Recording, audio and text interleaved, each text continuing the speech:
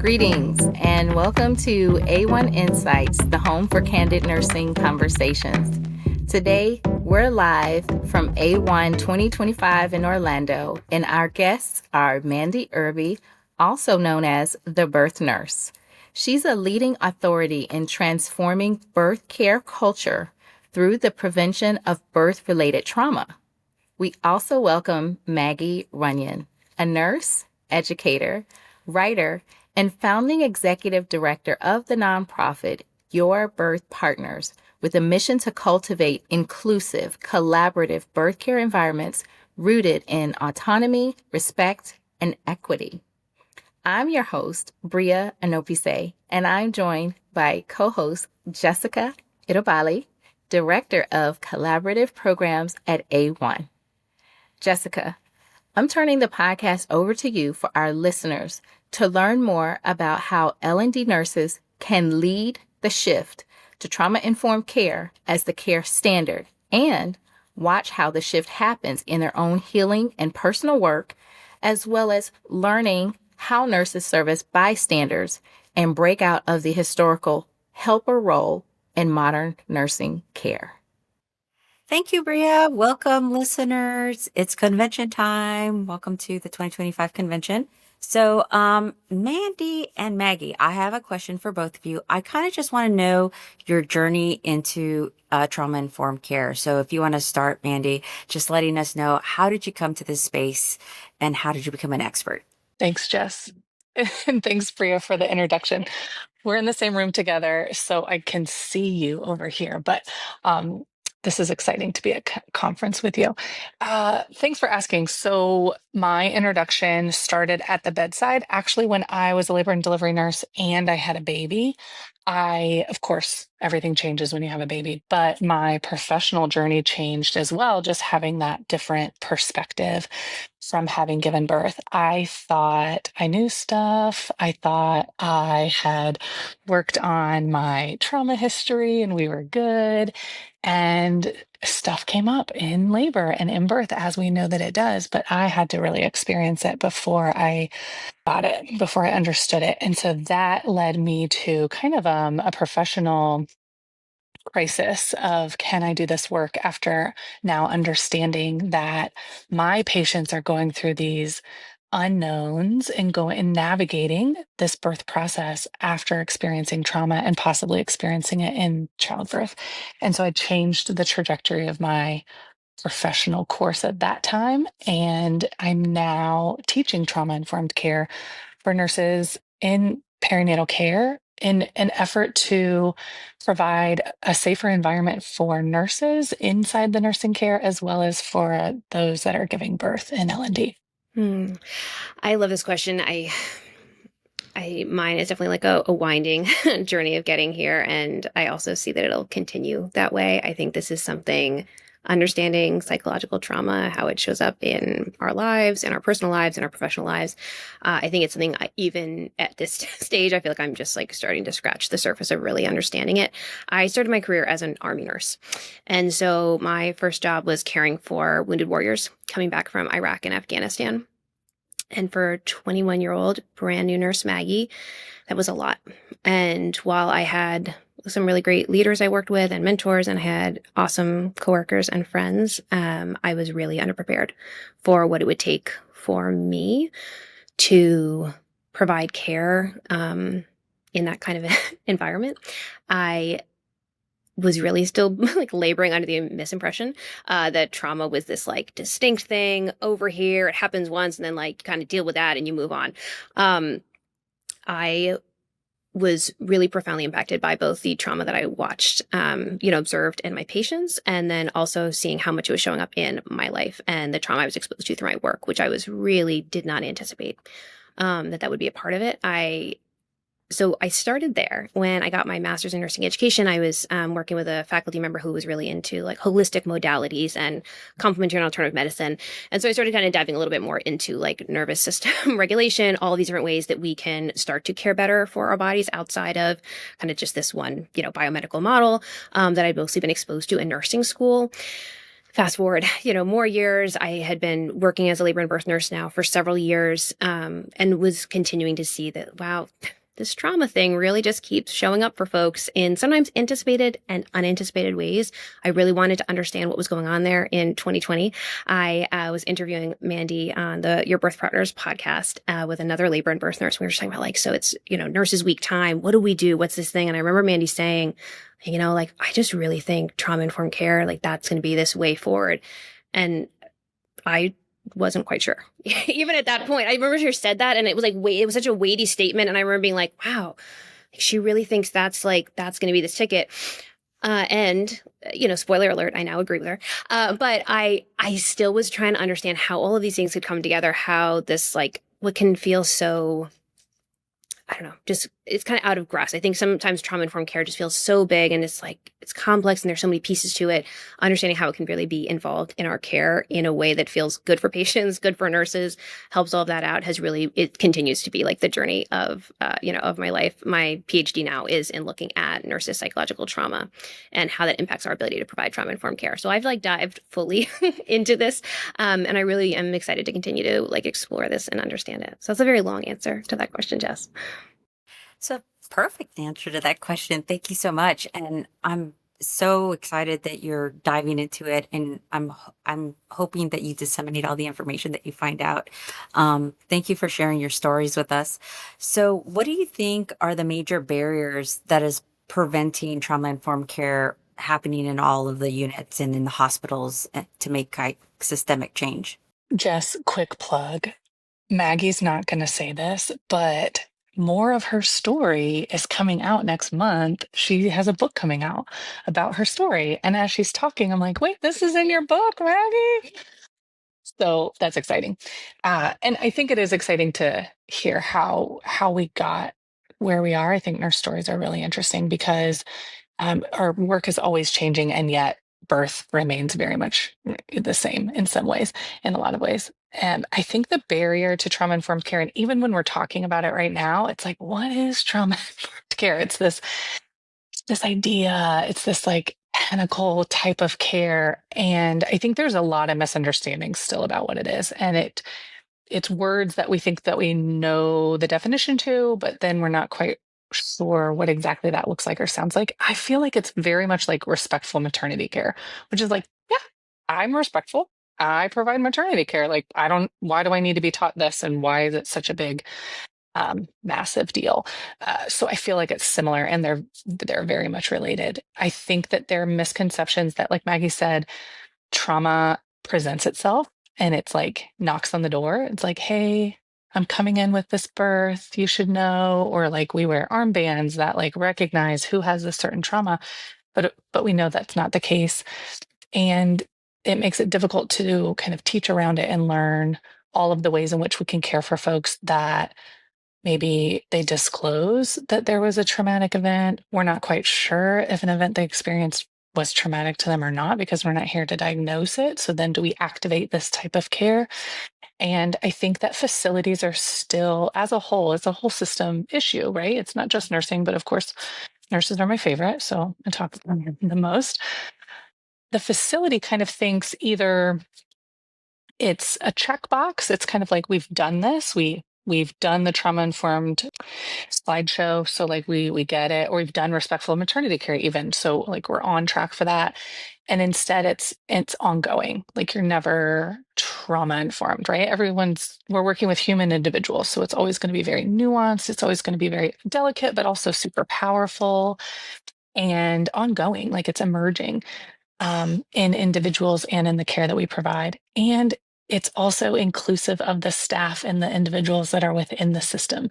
So I think the barrier includes maybe we're just talking about a patient approach, but when you start talking about a patient approach, it always happens that the humans that are learning how to care differently for the humans that they're caring for take in that information and think, well, this is me too. Or why are we not providing this for the staff if we're being taught how to provide that for the nurses? And we can get into moral injury and maybe even betrayal, right? To hear oh, we're learning how to care for for our patients and our communities, but we're not actually caring for our staff quite like this. And that can get really complicated. So I think there's also that aspect of we're not quite pouring into all sides enough yet. And so that can make it frustrating that the motion forward is slow. What do you think, Maggie? Yeah, I think historically that disclosure piece has really been what's held us back. I think we were taught that trauma-informed care was reserved for special populations, right? Heavy quotes. And that I think for me, it was one that I would know who was traumatized. So I would know to activate it because I would have received this disclosure. And then the hidden part of that is that one, people don't owe us their stories. They don't need to tell me about what has happened in their past for me to provide this type of care and to really make it the standard of care. And two, also remembering that like folks who have had trauma aren't always going to know how it's going to show up or what might reactivate it. And I think because of a number of factors, I think people are unaware of what their birth experience might bring up for them. I don't think we do a great job socially about explaining that to, folks as they're preparing for, birth. And so I think people come in not needing to tell us their story and not even knowing it's something they would maybe want to bring up.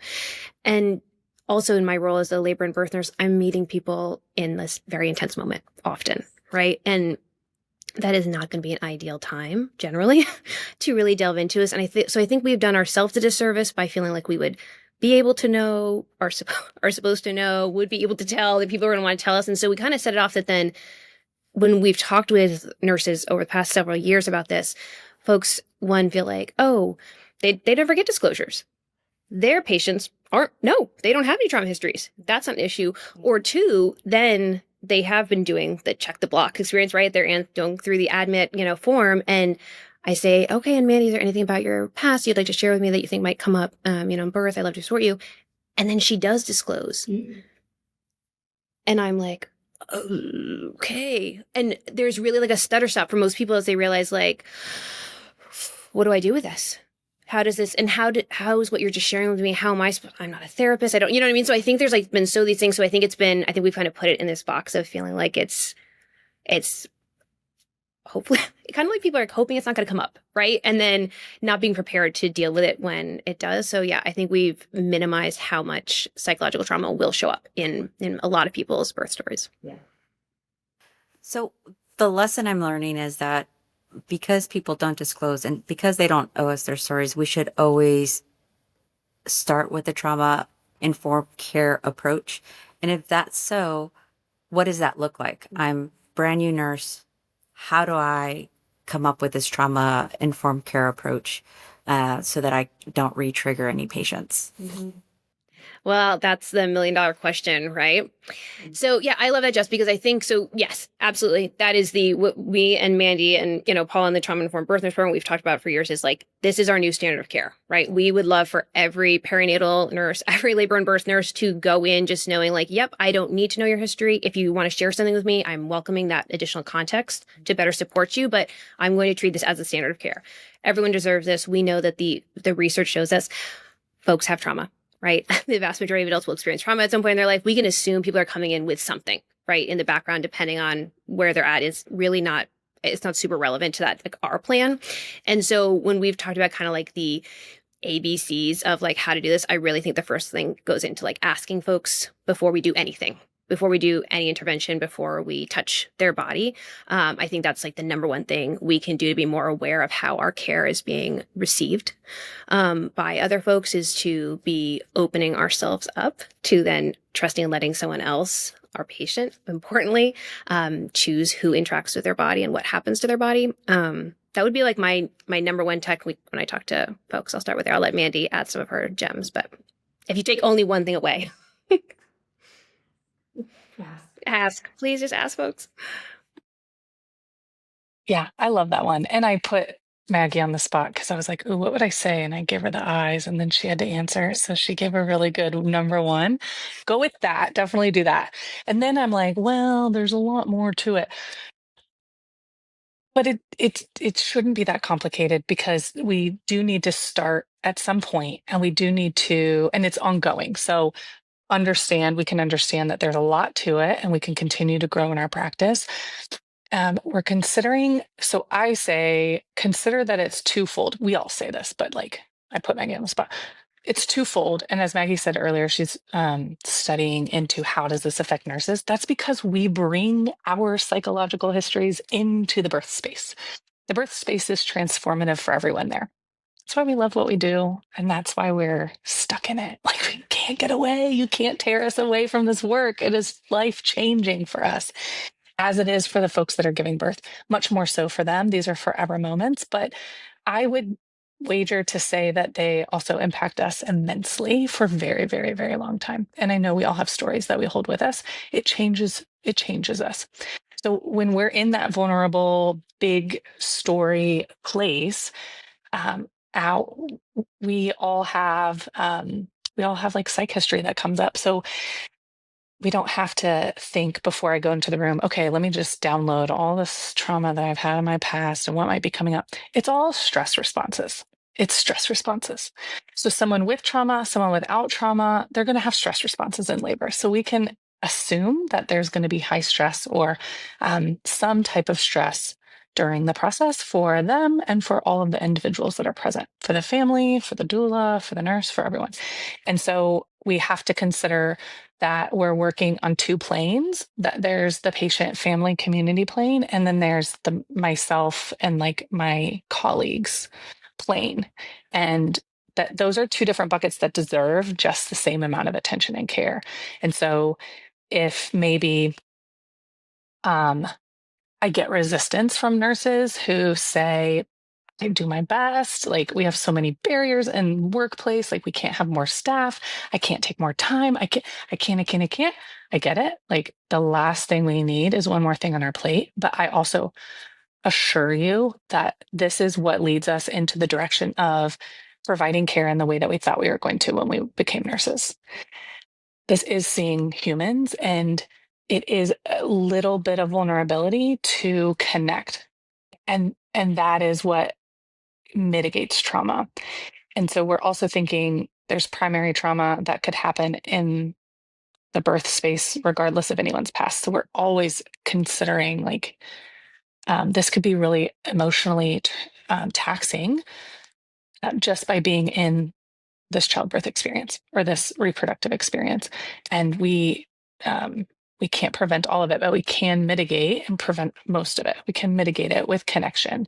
And so working on our own bucket might be the first place that we start, is working on what are things that I might be bringing in this space and how is my body responding to certain situations, because we can see patterns in how we respond to things we don't want to take care of, places we don't want to go during our workday, and start to kind of map that to help our patients just existing with us in our day to day. Thank you. I'm going to shift a little bit and talk about obstetric violence because I know you've written about it before. So, talk about when nurses become active bystanders in that violence. How can we move beyond being in passive involvement and actually empower nurses and intervene when necessary? What does that look like? Yes, we have written about obstetric violence. We're really excited. We're hoping to give you another link to a new paper, but we don't have the link yet. So coming soon. I have to, I think, first begin with the discomfort. And I love talking about getting comfortable with the uncomfortable. I love talking about the discomfort because that is part of mapping our nervous system. It is like, I don't want to talk about violence. I don't do violence.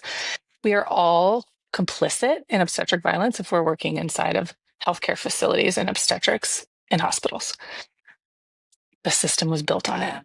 And so there are pieces and parts that are inherent within that complex system in and around birth in the for-profit system. Like there are some inherent parts that, if left unchecked, are inherently violent, inherently harmful to birth givers, their families, their communities. So when we hear we've always done it this way, the last thing that we want to lean toward, it gives maybe our nervous system a sense of familiarity, but with the understanding of how obstetrics got into the healthcare facilities and how colonized, it has become inside those facilities and moved into those facilities from home births and granny midwives and midwives of color and Black midwives, then we want to lean away from how it's always been. And so I think just collectively understanding that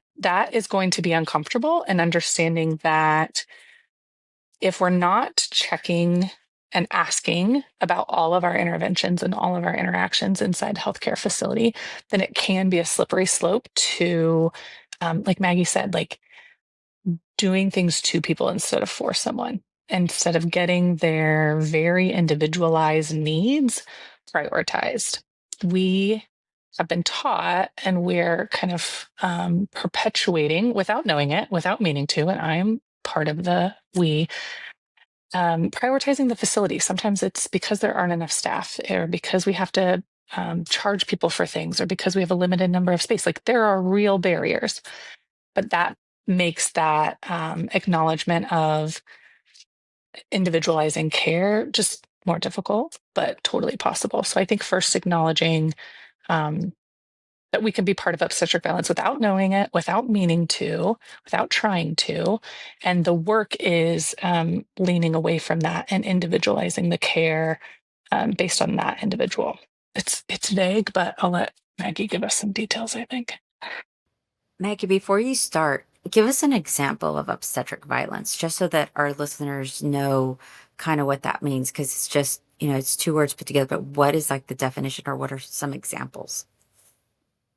Yeah, so there's lots of definitions out there, and part of what makes it difficult to acknowledge it and to see it and understand how it shows up in our practice is because of that ambiguity. So I'll share, there's a great, I do not have it like word for word, but Lorraine Garcia wrote a piece a few years ago, her like concept analysis of how obstetric violence shows up, particularly in the United States. And I think that's important because when we look at it, obstetric violence is a global phenomenon, but it shows up very different across very different cultural contexts. And so what Lorraine really did in that piece was showing how this shows up in kind of the hyper-medicalized space that obstetric has become in the United States that Mandy was just talking to. And so recognizing it as acts that happen against the birthing persons without their consent, right? Without their explicit consent, against, their bodily autonomy, that interfere with, I guess that, what's the word I'm looking for?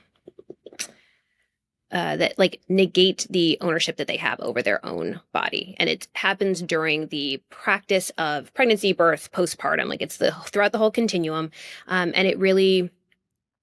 what I think is really important about that is acknowledging that it is many of our common interventions are important and necessary and can be really, really useful. And they can also be misdeployed, right? They can be used when someone explicitly does not want that, and that can be violent in that context. And I think it's really important for people to understand it's both like the act itself, and it's how it is going against the birthing person's autonomy and choice in that. Some of the critiques, so not to get like too far into it, because I could talk about this for like 8 hours, but some of the critiques of obstetric violence say that which often come from our physician colleagues, right, say that it's like that this, that it's not fair, right, that it's not, we can't have that these interventions we do they're really necessary. And so it can't be possible for it to be violent when it's part of care. And so that's why I just want to be extra explicit. It is all about that consent and autonomy piece of it, that when it violates that, that's when we move into that piece of obstetric violence. A lot of times when we equate obstetric violence, the first thing people are going to think of is like an unconsented vaginal exam, right? Because that mimics so many things that we're used to and understanding around sexual assault. Mm-hmm. And yes, absolutely, that is obstetric violence. However, also holding someone down in the bed, right, for them to get an intervention that they don't want, that could be obstetric violence, right? Giving someone an episiotomy without their consent can be obstetric violence, right? Any intervention we do without their explicit consent can be obstetric violence. And so I think that was really helpful and necessary for me to understand how it shows up. I have committed obstetric violence. I was trained that we are supposed to operate in certain ways. I was trained that we have to do certain interventions in certain ways. And if we don't, then that's a problem. I was trained to prioritize, and many times, policy over my patient. And so I think when we talk about how we move through this, right, part of it is just being able to have that honest reflection. It does not feel good, right? Like you heard me sigh right there, right? That doesn't feel good to have been a part of this type of care. And we don't have to stay stuck in it. I like using the word embolden, right? I am on a mission to embolden nurses to understand all the ways that they do hold power already. We have tremendous power in the birth space. And so when we talk in our pieces about this idea of like active bystanders, which we use that phrase because that mimics rape culture and aspects of that, of recognizing, the act of rape, right? And then those who are involved outside or on the sides of it who may be able to intervene. We've also kind of put nurses in that spot because, well, absolutely we can perpetuate obstetric violence ourselves. Oftentimes we find ourselves kind of on this silence. We're watching something happen, we're seeing something evolve, and we need to know that we absolutely do have the power to step in and to say stop, to advocate alongside, to make sure that our patient's voice is being heard in the room. And that rather than kind of continuing to do things the way we've always done things because that feels comfortable, because pushing back is really uncomfortable. And at times it means we're risking our relationships with our coworkers. It might feel like we're risking our livelihood even, right? That we're not going to be able to function in a culture like that. All of those things are very real as well. And it goes back to everything we were just talking about how when we're making these shifts, it's really hard if nurses don't feel supported by the systems we work in, if we aren't able to have that like safety within our bodies to then demand safety for our patients. It's really challenging. So with that, what could nurse leaders do to encourage, embolden their nurses to push back? And how do we get our obstetric colleagues involved in the work? Because I feel like everybody comes into this work with beautiful and great intentions, right? Nursing, especially labor and delivery, I feel it's a call, and we know we have a vulnerable population. So how can we empower, educate, and get this like in our units? How do we make this change? Yeah.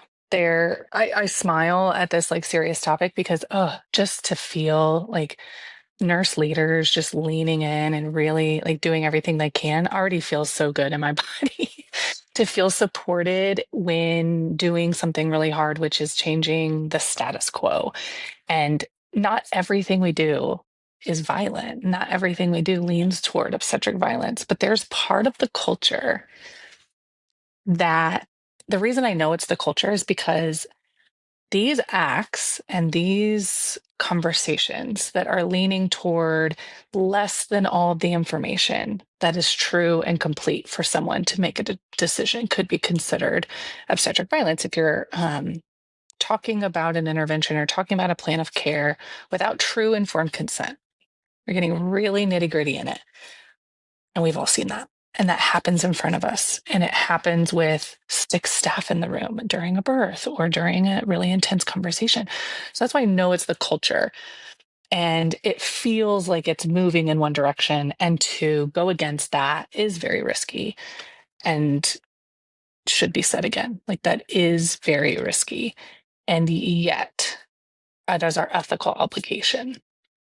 And I think what helped me was like getting solid on the ethical obligation part was if someone asks or if someone looks in on this very private, but also there's 6 staff in here event or conversation, I want to be on the right side of it, right? And have done what is my ethical obligation, which is to advocate for the patient. Well, what does that look like?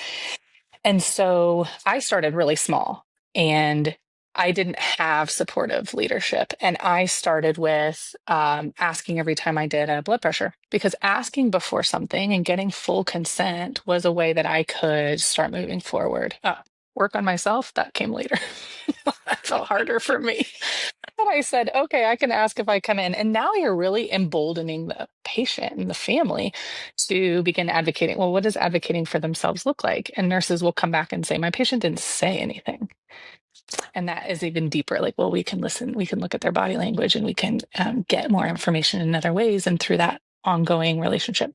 So helping patients advocate and truly advocate with us is a way to start, and having leadership understand that it may take more time to do certain aspects of care. Maybe the beginning of the relationship might take a little more time, but as you're building that trusting relationship with the patient, and as you're doing things that they can rely on and anticipate, the goal would be their nervous system can settle in with you.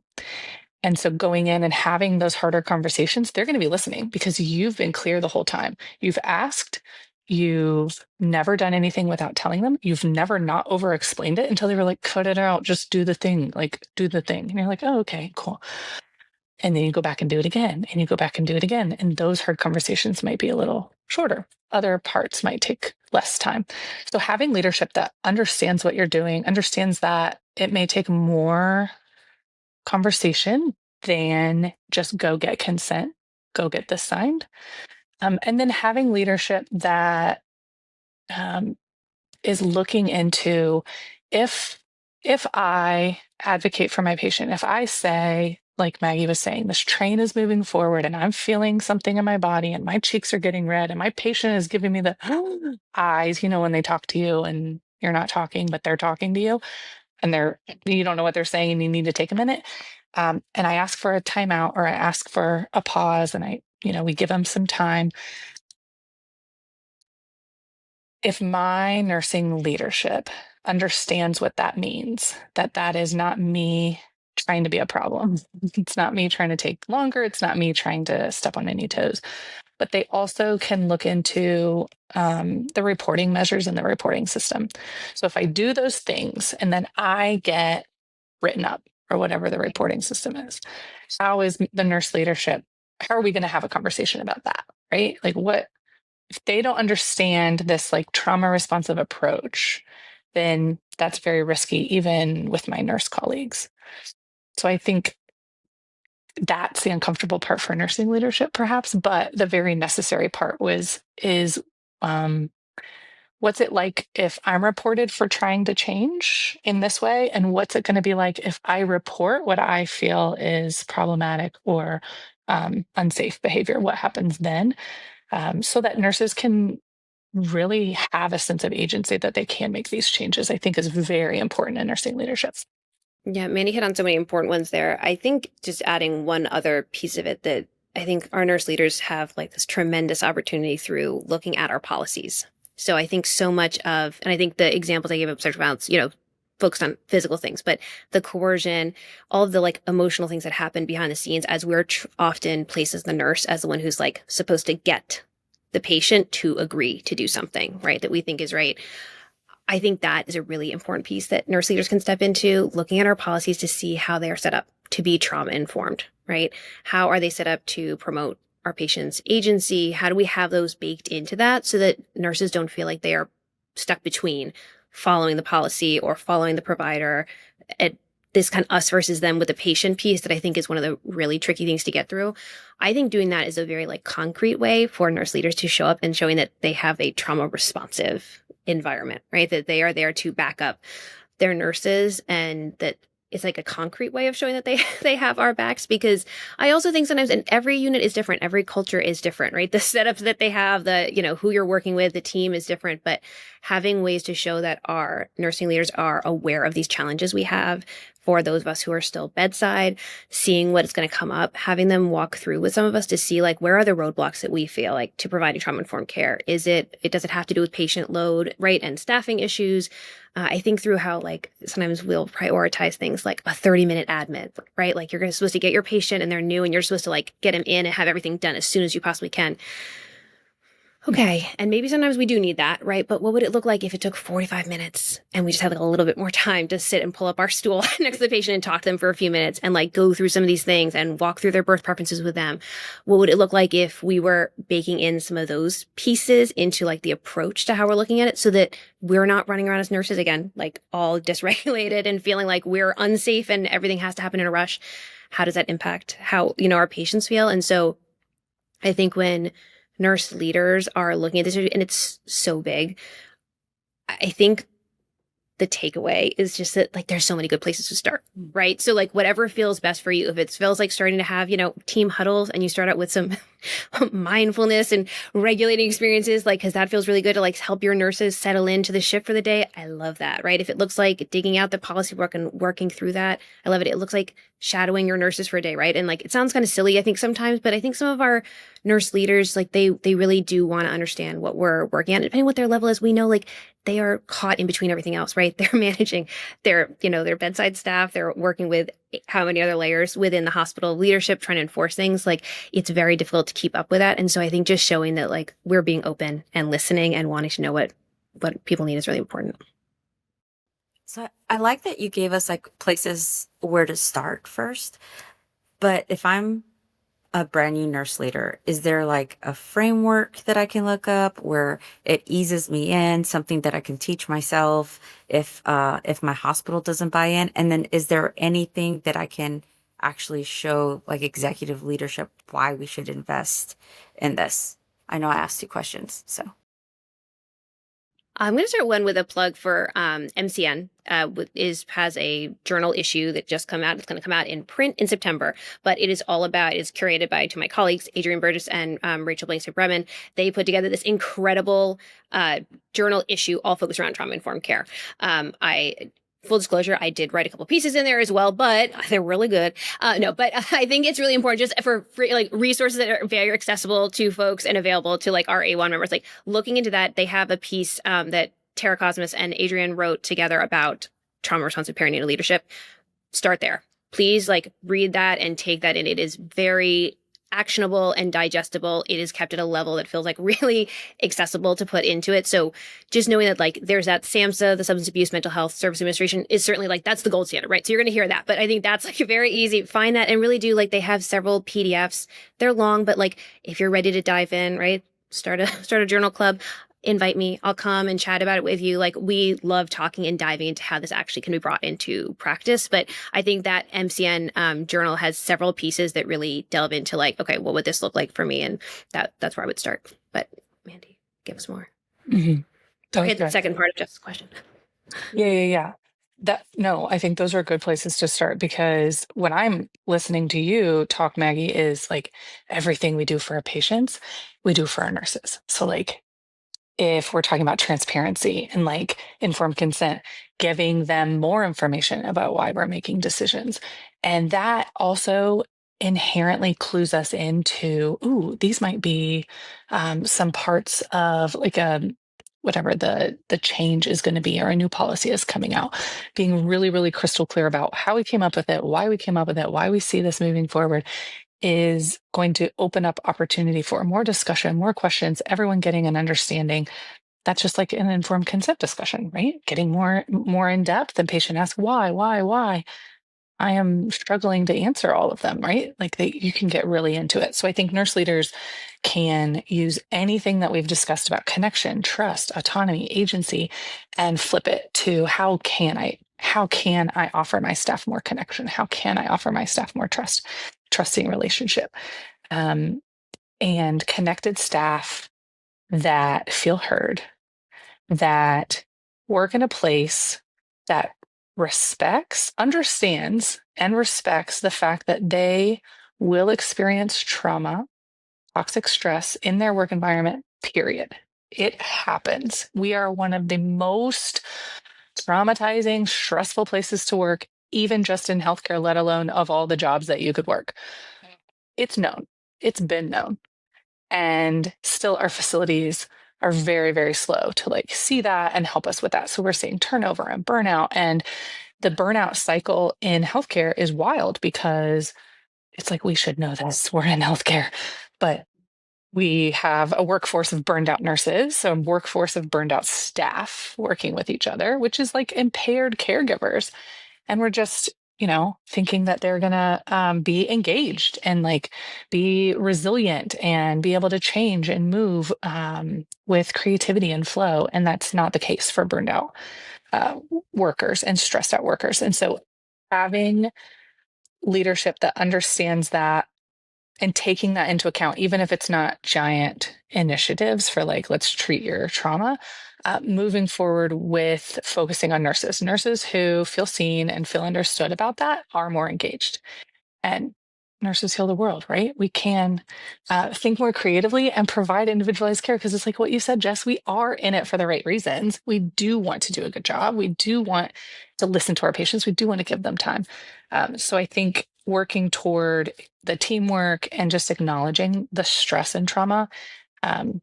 And there are, in that MCN reading, there are like resources for how do nurse leaders begin to even just listen to nurses, like without a staff meeting of agenda. It's just like, just tell me your stuff, is a practice in receiving information that's hard to hear without taking it personally.